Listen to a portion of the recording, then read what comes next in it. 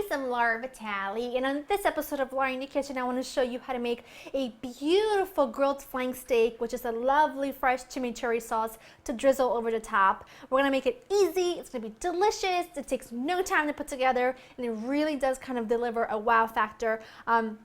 Just because everything kind of goes together so well. Let me take you over the ingredients so we can get started.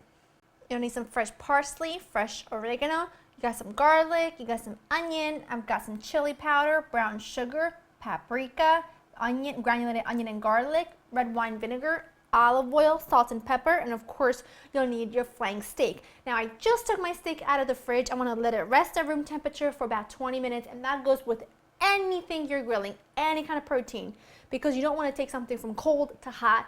It's going to, you know, when you put it straight onto something hot, it's going to seize up and then it'll get really tough and it won't cook evenly. So we're going to start with a chimichurri sauce, which is like a classic Argentinian kind of sauce, and there are tons of different versions of it. This is just my version of it. I love it, and it's garlicky, it's vinegary, and it brightens up anything you put it on, which is beautiful. I've got a little teeny tiny food processor here, and I'm going to put everything pretty much in there.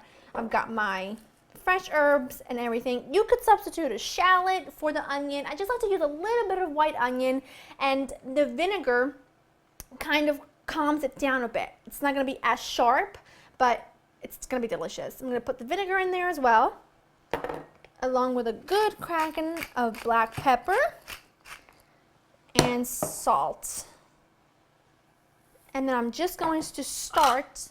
I'm going to add about a tablespoon of olive oil to this now, just to get it going, and then I'll add more once the sauce is kind of coming together.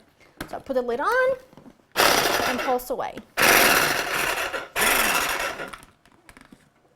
That looks good. You just kind of want to break everything up as much as you can, and then we're going to add in some olive oil. Now you can do a much bigger batch of this if you want to. I'm just doing enough to go with the steak for today. You'll need about a 1/4 cup of extra virgin olive oil. Think of this as like an Argentinian pesto.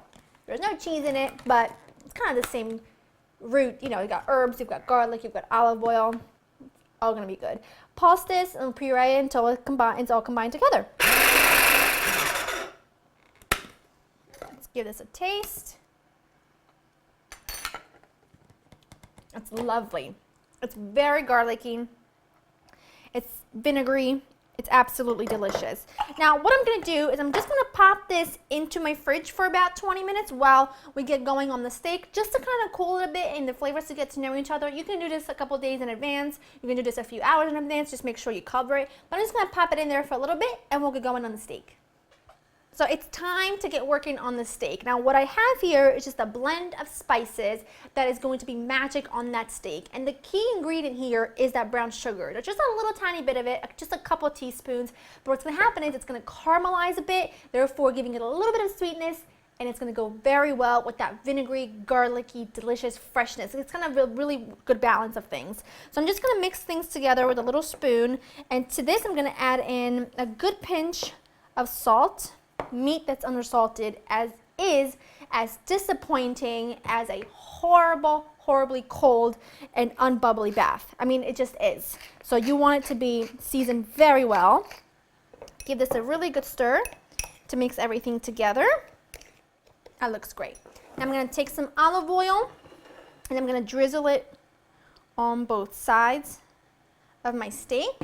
I'm going to divide this mixture in half and sprinkle half on one side, and then we're going to flip this over and do the other side.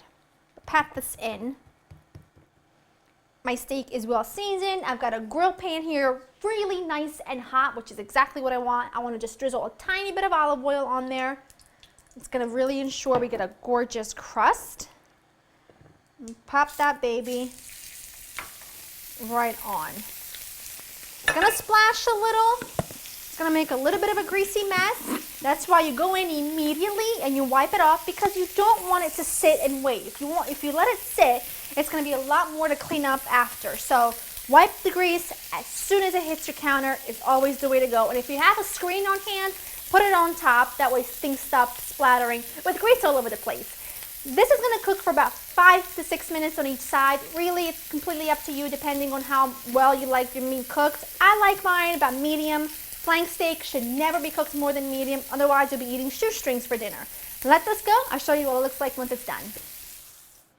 My steak cooked for about 7 minutes on each side, and I've let it cool for a bit. It cooks for about 6.5 minutes on each side, and then letting it cool for about 5 to 10 minutes is really crucial that you let your steak, your meat in general, rest. Otherwise, if you go to cut right into it, the juices are going to run out, and you're going to end up with a dry piece of meat, and you're going to say goodbye to all the flavor that's in the dish and not in the steak.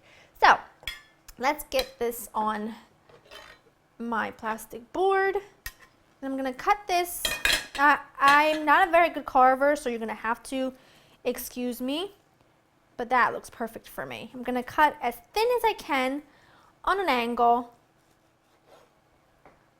Try to get it all on your platter.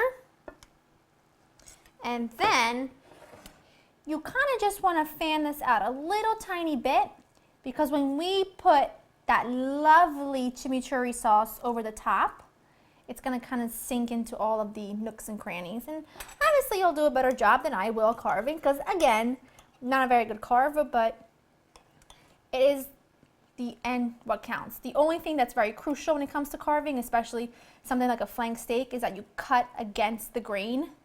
Otherwise, it's going to be chewy. No matter how well it's cooked, it's just going to end up being chewy, and that's just never a good thing.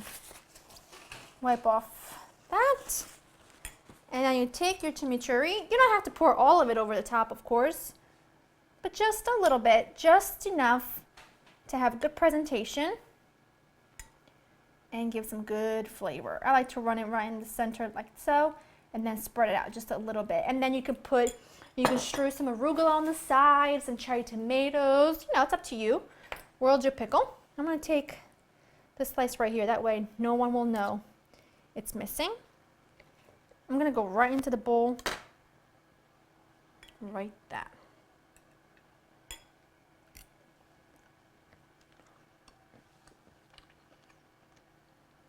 It's simplicity at its best, but with a combination of the spices along with that tangy, delicious chimichurri, it is one of the best steaks. It really is.